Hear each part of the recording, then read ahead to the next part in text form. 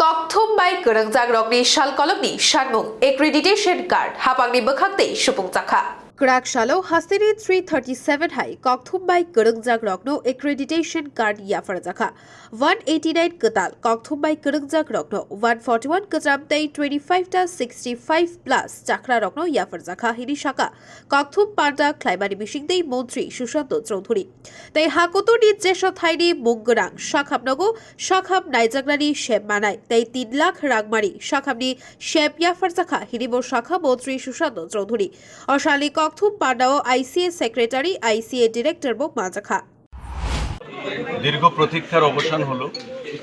আমাদের রাজ্যের যারা প্রতিষ্ঠিত সাংবাদিক তাদের যে দীর্ঘদিনের যে একটা দাবি, তাদের অ্যাক্রেডিটেশন বা আমরা যদি সংক্ষেপে বলি যে পরিচয়পত্র, তাদের যে পেশা, সেটার সমর্থনে ICA দপ্তর বরাবর আন্তরিক ছিল এবং তাদেরই দাবিকে সমর্থন করে আমরা আজকে নতুন হেলথ ইন্স্যুরেন্স কোম্পানি সহ অ্যাক্রেডিটেশন কার্ড আমরা তুলে দিয়েছি এবং যারা অ্যাক্রেডিটেড জার্নালিস্ট পুরনো যারা রয়েছেন এবং বর্তমান যাদেরকে আমরা প্রদান করেছি তাদেরকে টোটাল 337 জনকে হেলথ ইন্স্যুরেন্সের আওতায় আনা হয়েছে। বছরে 3 লক্ষ টাকা করে তারা ভারতবর্ষের বিভিন্ন নামি দামি যে হাসপাতালগুলো রয়েছে সেই হাসপাতাল থেকে চিকিৎসা পরিষেবা পেতে পারবে তাদের ব্যক্তিগত আরোগ্য লাভের জন্য। এবং আজকে অফিসিয়ালি আমরা সেক্রেটারি ICA, ডাইরেক্টর ICA উপস্থিতিতে এই অ্যাক্রেডিটেড জার্নালিস্টদেরকে আমরা সেই সুবিধা প্রদানের ঘোষণা দিলাম এবং সেই কার্ড আমরা প্রায় নতুন 189টা কার্ড আমরা তাদেরকে প্রদান করেছি। 141টা কার্ড পুরনো রয়েছে এবং ভেটারেন সাংবাদিক যারা বয়োজ্যেষ্ঠ 65 প্লাস তাদেরও রয়েছে 25খানা।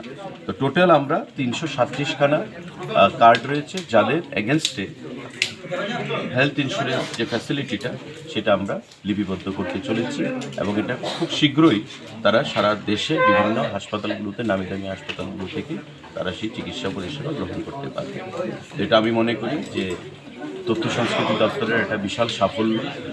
যারা আপনারা সাংবাদিক বন্ধুরা রয়েছে যারা পাননি তাদের কাছে আমরা বলব যে প্রসেস এখানেই শেষ নয়, এটা কন্টিনিউয়াস প্রসেস চলতে থাকবে।